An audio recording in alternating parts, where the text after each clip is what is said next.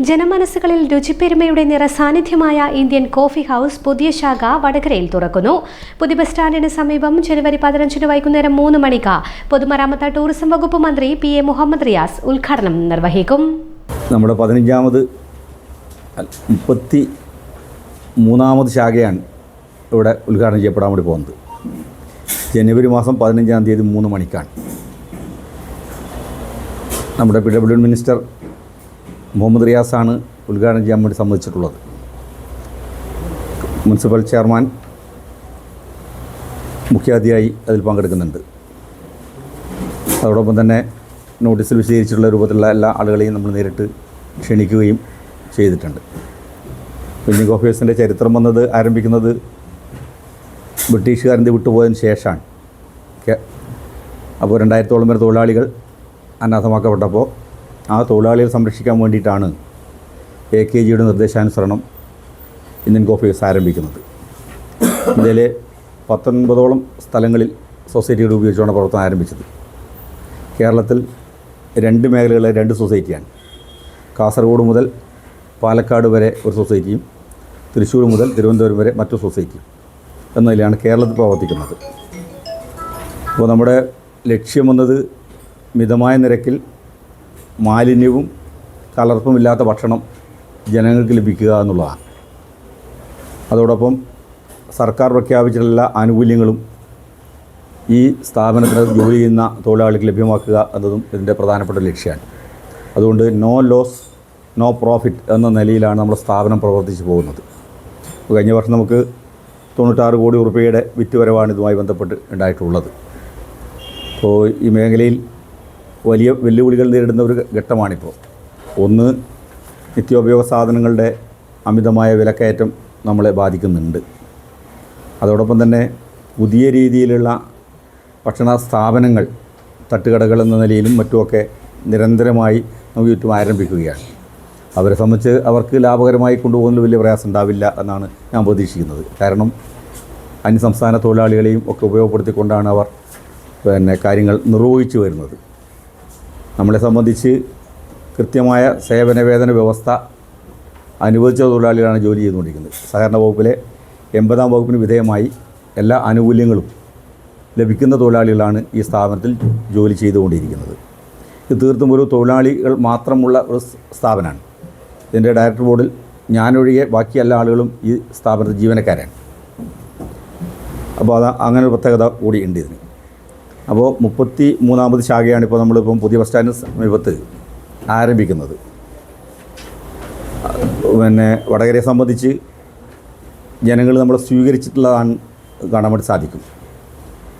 ഇപ്പോൾ ഹൈവേ വന്നപ്പോൾ നിലവിൽ പ്രവർത്തിക്കുന്ന സ്ഥാപനത്തിന് കുറച്ച് പ്രശ്നങ്ങളുണ്ട്. പഴയ നിലയിൽ പ്രവർത്തിക്കാൻ കഴിയാത്ത നിലയുണ്ട്. അപ്പോൾ അങ്ങനെ വരുമ്പോൾ ആ തൊഴിലാളികളെ കൂടെ സംരക്ഷിക്കുക എന്ന ലക്ഷ്യവും ഈ സ്ഥാപനം ആരംഭിക്കുന്നതിന് പിന്നിലുണ്ട്. അതാണ് ആ കാര്യത്തെപ്പറ്റി ചൂണ്ടിക്കാണിക്കാനുള്ളത്.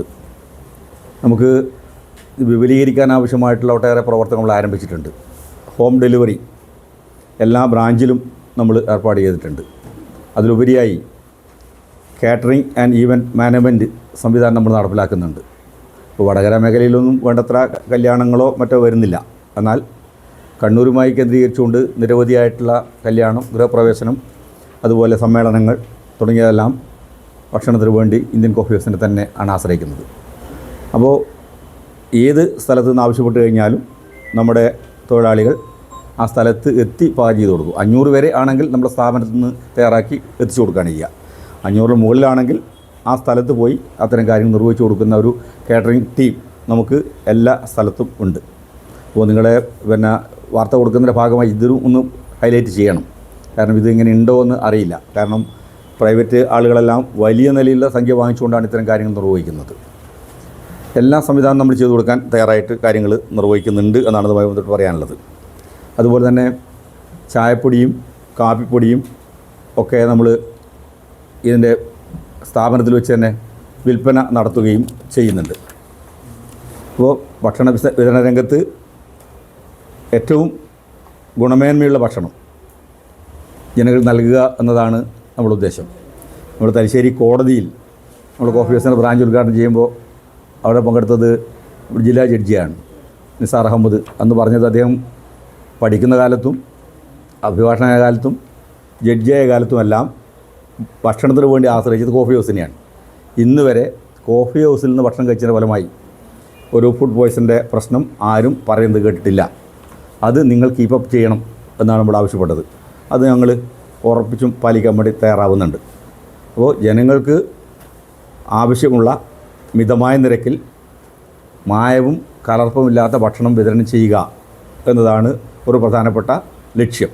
അപ്പോൾ അങ്ങനെ വരുമ്പോൾ ഈ പ്രദേശത്തെ മുഴുവൻ ആളുകളുടെയും സഹായങ്ങളും സഹകരണങ്ങളും ലഭ്യമാക്കുന്നതിൽ പത്രമാധ്യമ സുഹൃത്തുക്കൾക്ക് വലിയ പങ്ക് വഹിക്കാനുണ്ട്. അതുകൊണ്ടാണ് ഒരു പത്രസമ്മേളനം നടത്തി ഈ ഇത്തരം കാര്യങ്ങൾ പറഞ്ഞ് നിങ്ങളുടെ കൂടെ പിൻബലത്തോടു കൂടി ഈ സ്ഥാപനത്തെ മെച്ചപ്പെട്ട നിലയിൽ നടത്തിക്കൊണ്ടുപോകാൻ ആവശ്യമായ തീരുമാനം നമ്മൾ എടുത്തിട്ടുള്ളത്. അപ്പോൾ ആ നിലയിൽ നിങ്ങളെല്ലാ സഹായങ്ങളും സഹകരണങ്ങളും ഉണ്ടാവണമെന്നാണ് ആമുഖമായി എനിക്ക് സൂചിപ്പിക്കുന്നത്. കാസർഗോഡ് മുതൽ പാലക്കാട് വരെയുള്ള ജില്ലകളിലായി ഇതിനകം 32 ബ്രാഞ്ചുകളും 800-ലധികം ജീവനക്കാരുമുള്ള അതിവിപുലമായ ഒരു ശൃംഖലയാണ് കണ്ണൂർ ആസ്ഥാനമായി പ്രവർത്തിക്കുന്ന Indian coffee house. Home delivery സംവിധാനവും ഇവന്റ് ആൻഡ് കാറ്ററിംഗ് സംവിധാനവും ബ്രാഞ്ചിന്റെ ഭാഗമായി ഒരുക്കിയിട്ടുണ്ട്. കുപ്പിവെള്ളം, ചായപ്പൊടി, കാപ്പിപ്പൊടി എന്നിവ എല്ലാ ബ്രാഞ്ചുകളുടെയും കൗണ്ടർ വഴി വിൽപ്പനയും നടത്തി വരുന്നു.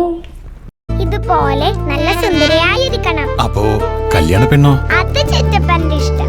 ഇത് മതിയോ? ചിറ്റപ്പ. പാർക്കോ ഗോൾഡ് ആൻഡ് ഡയമണ്ട്സ്,